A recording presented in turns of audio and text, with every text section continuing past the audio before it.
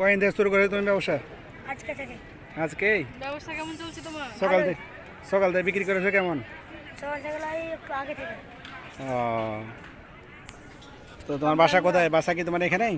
জি, ওদিকে। আচ্ছা আচ্ছা, এক পিস কয় টাকা? এক পিস হুম, 5 টাকা জোড়া দুটা। 5 টাকায় দুইটা?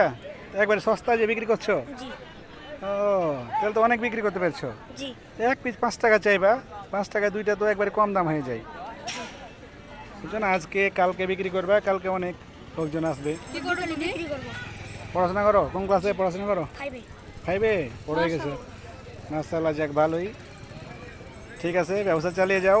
আজকে আর কালকে কিছু পকেট খরচ হয়ে যাবে আজকে তোমার। শেষ ব্যবসা। আজকে শেষ, কালকে বিক্রি করবা? কালকে আর হবে না।